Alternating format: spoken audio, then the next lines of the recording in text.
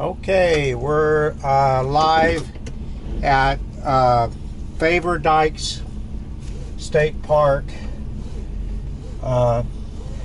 in St Augustine, Florida, and we just now pulling out of the dump station and heading down the road. The road's a little more primitive, so I thought I'd run a little video while we go down the sandy stretch. This they got electric water here, dump station, nice refurbished bathrooms, and we paid $18 a night. Miles. Turn right on Faver-Dykes Road. For one night, we paid $18 a night, and there are 29 minutes of delay on your route. Would you like to view an alternate route that can save 15 minutes?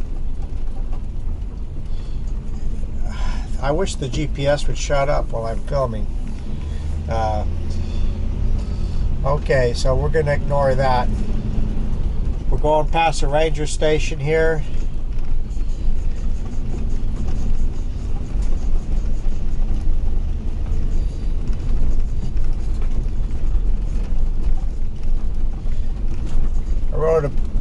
I wrote a decent review for them on Compendium, but there were a lot of whiners complaining about this road. This road is a piece of cake. Being from Alaska, we've been on some washboard roads, practically knock your teeth out. People come back in here to these state parks and they expect to get a luxury resort, swimming pool, Wi-Fi, the whole 9 yards for $18 a night. Bunch of whiners.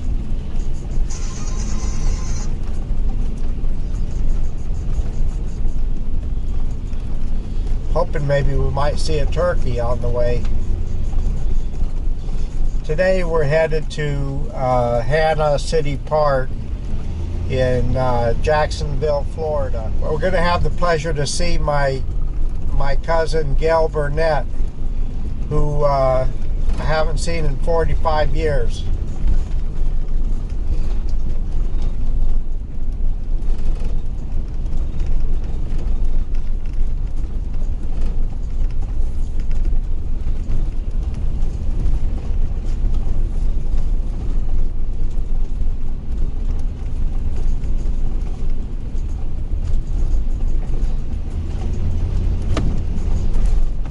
We got a lot of sand in the RV this time that we had to sweep out. Probably more sand than any other campsite we've been to, but I probably would have done better putting out the yard mat.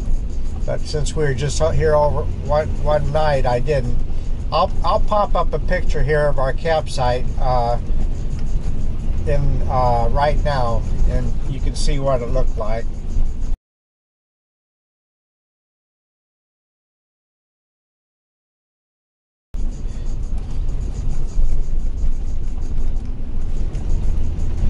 It rained during the night and it got colder, probably 20 degrees colder than we've been having. I believe there's like a subtropical line that kind of runs from Orlando to Tampa, and what I call a line of demarcation, where the weather seems to be quite a bit warmer once you get south of that point.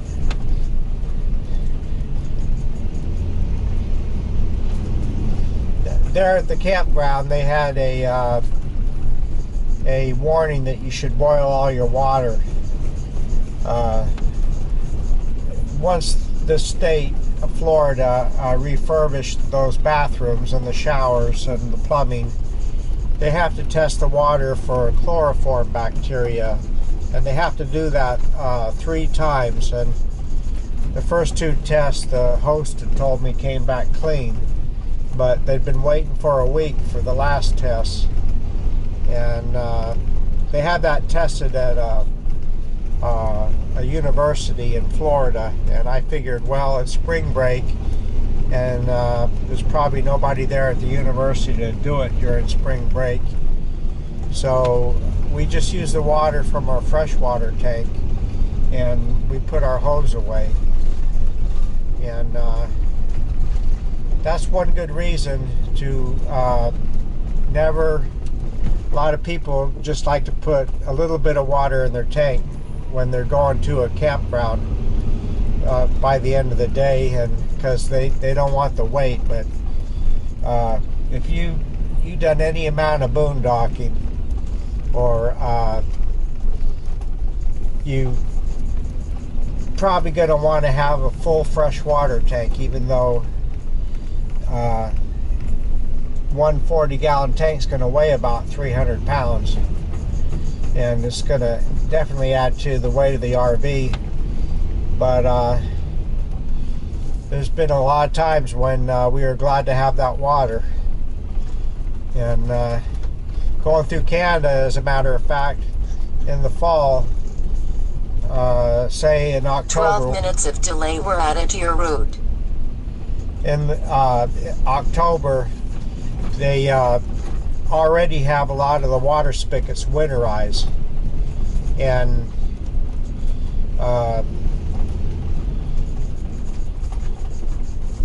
it can be difficult to find water. A lot of times it's easier to find a dump station than it is water, and you never would have thought that unless you traveled in the hump season through Canada.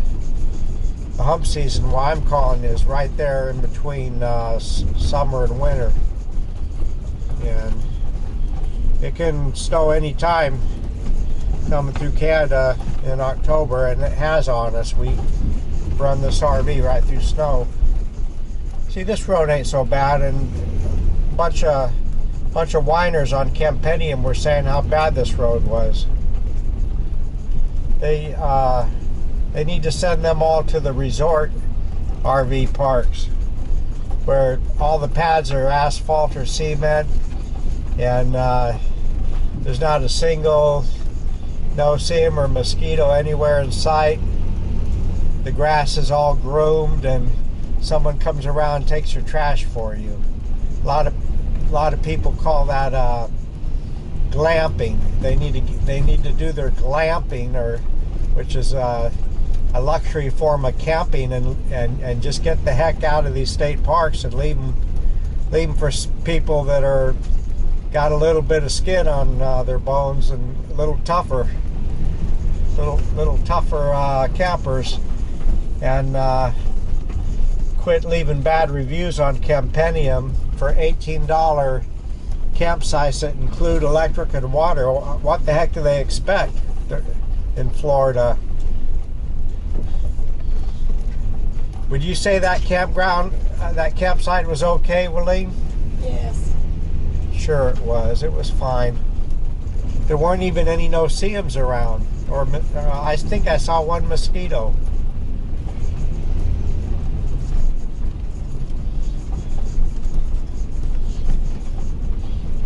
But at least they got the trees trimmed back a little bit. Nothing's been rubbing on the RV. That's this whole area would get overgrown really quick, and you'd hardly be able to get back here if they weren't doing any maintenance.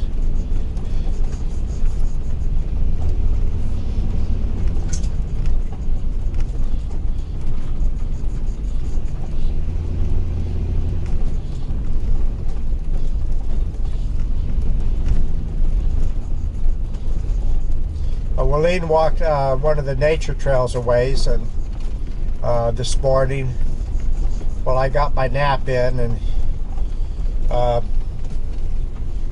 her and Slippers had a pretty good walk, and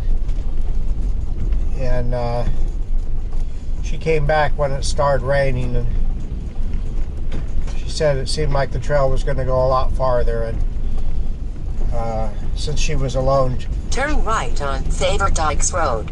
She didn't want to take a chance at maybe twisting an ankle and getting caught out in the boonies with no one around.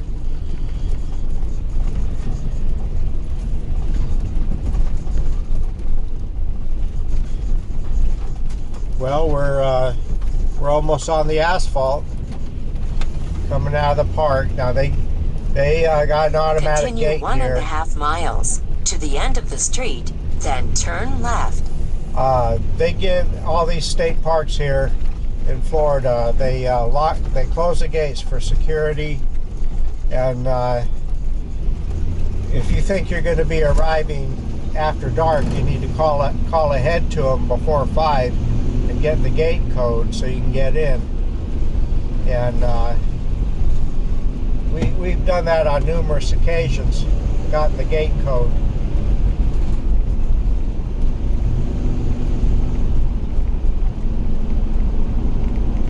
So we've come out of the state park now. That's quite a long run back to the campground.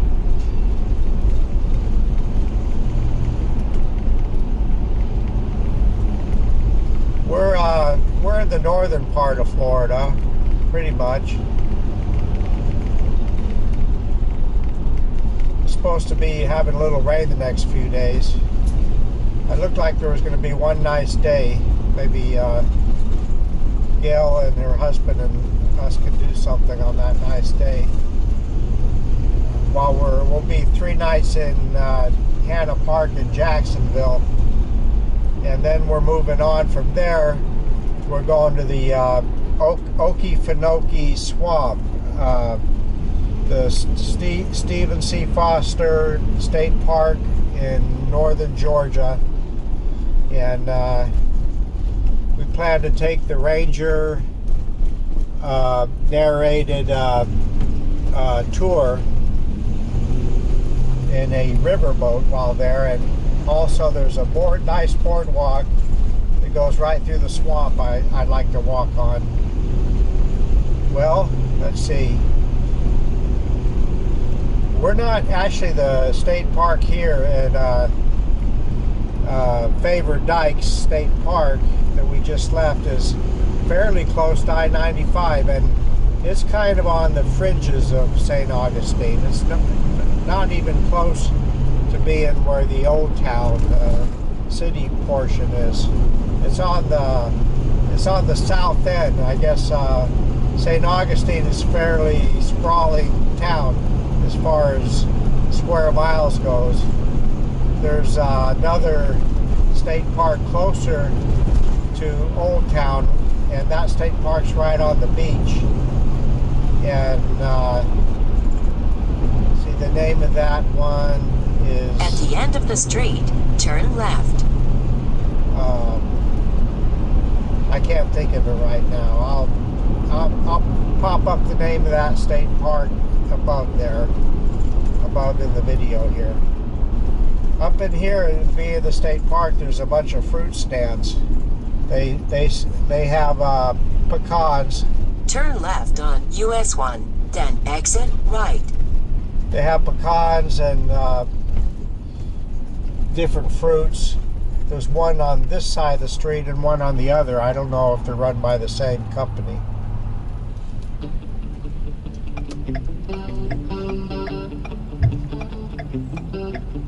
I've left this on a little bit to show you how fast we get back on 95. I'm not sure. Yeah, there it is.